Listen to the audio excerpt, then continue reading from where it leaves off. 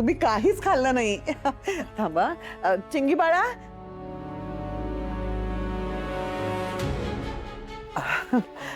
चिंगी. चिंगी, अगं हे पाहुणे काही खात नाही, जरा सरबत आण ना त्यांच्यासाठी. हो चिंगी बाळा, अगं सरबत घेऊन ये. हो. सॉरी, नवीन मुलगी आहे हो. हल्ली ना चांगले नोकर मिळतच नाही. असंच सगळे म्हणजे आता काय काय तुम्हाला काय सांगायचं वेगळं. ठीक आहे, नो प्रॉब्लेम. बरं मी काय म्हणतो,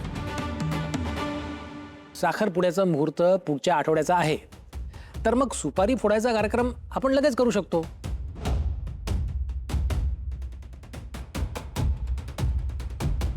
हो हो, तसंही हे सगळं सोयरीक ठरल्या ठरल्या करायचंच असतं नाही का? अनायसे गुरुजी आहेतच, तर मग सुपारी फोडायचा कार्यक्रम उरकून टाकूया का? हो हो, मला काहीच हरकत नाही. पण पण आमचा समर काय म्हणतो ते बघू. म्हणजे समर हो म्हणाल तर मला काहीच प्रॉब्लेम नाहीये. समर, काय करूया?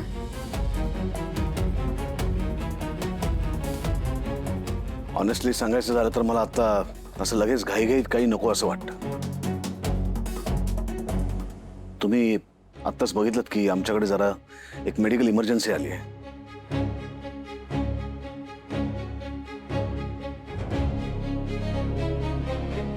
स्वानंदी मॅडमच्या वडिलांना ऍडमिट केलं, त्यामुळे मलाही आता तिकडे जायला लागेल. त्यामुळे आज नको घाईघाईत. आणि आता सगळं ठरलंच आहे ना, तर आपण उद्या परवामध्ये सुपारी फोडण्याचा कार्यक्रम करूया.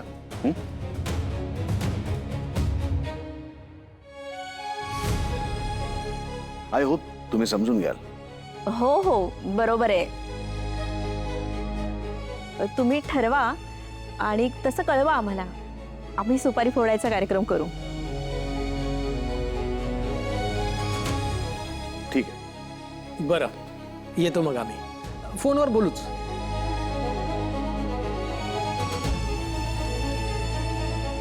अंशू, जोडीने नमस्कार करा सगळ्यांना. एक मिनिट आजी, इथूनच करतो.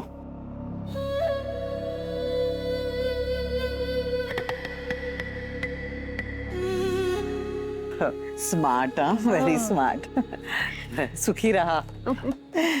अंशू पण लहानपणापासूनच हुशार आमचा.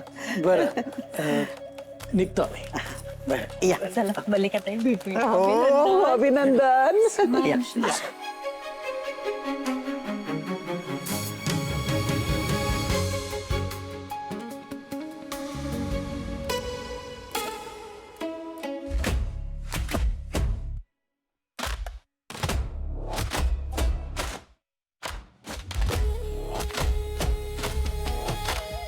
छान झाला ना कार्यक्रम आई?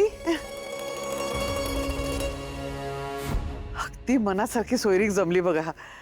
आता तयारीला लागलं पाहिजे आपल्याला. आपण सगळी तयारी करूया काकू, काळजी करू नकोस अजिबात. पण मी आता ना लगेच हॉस्पिटलला जाऊन येतो आधी. लगेच तू निघ पिंट्या, म्हणजे माझा पण जीवन वर खाली होते रे.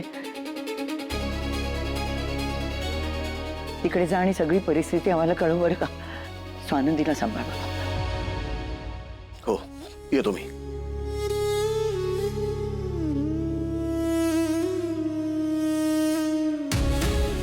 स्वानंदीच्या बाबांना काय आणि कितपत झालंय काही कळतच नाहीये. सगळं ठीक असू दे रे बाबा.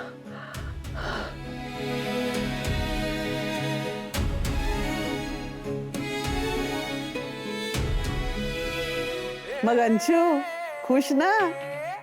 अरे तोंड गोड कर.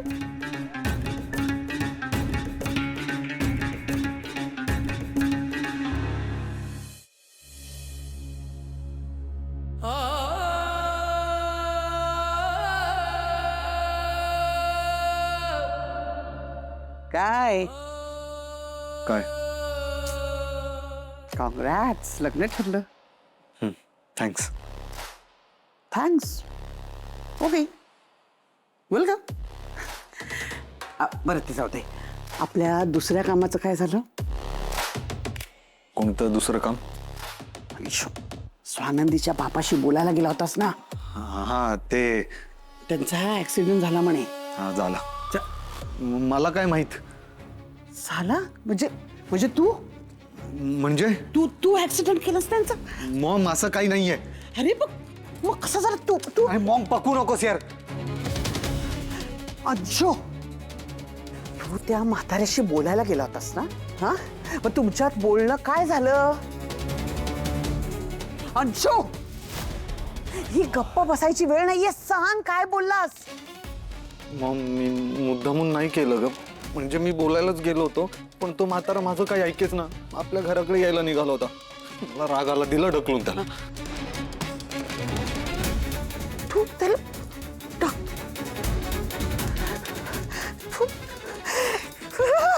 मॉम त्या म्हाताऱ्यात काही जोरच नव्हता ग. मी नुसतं असं हलकं ढकललं तरी आपटला तो. अरे मग हे माहिती आहे ना तुला की त्या म्हाताऱ्यामध्ये काही जोर नाहीये, खिळखिळ आहे तो.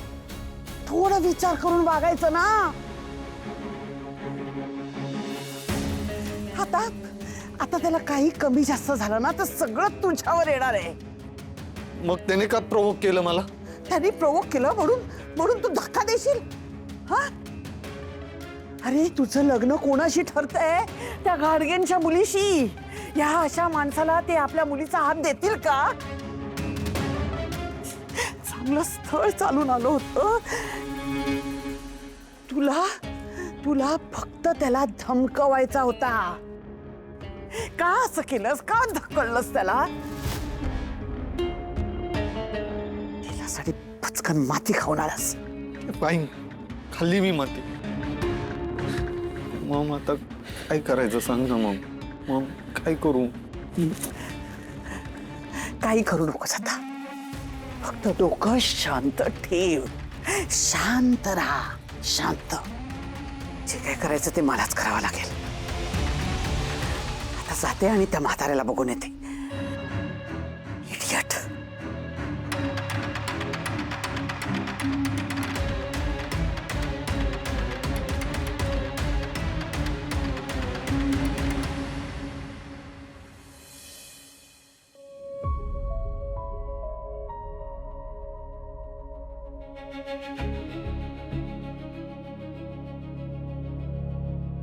आई, खूप वेळ झाला बाबा शुद्धीवर काय येत नाहीयेत. येतील. डॉक्टर आलेत ना, ते चेक करतायत. काही सिरियस नाही ना होणार? म्हणजे मी मूवीज मध्ये बघितलंय ना, जर माणूस शुद्धीवर नाही आला ना तर कोमात जातो. बाबा कोमात नाही ना जाणार? अगं वेडी आहेस का? ओळखायस का? अभद्र बोलू नको. आई, अगं पण हॉस्पिटलमध्ये कळतं ना तुला, हळू बोल ना जरा.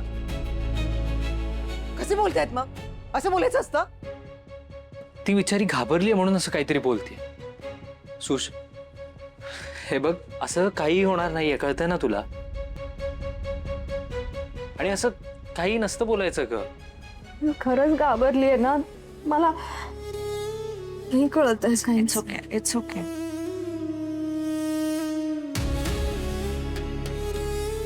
स्वानंदी मॅडम,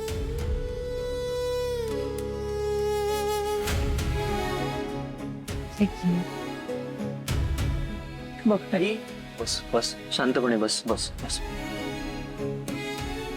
सुश,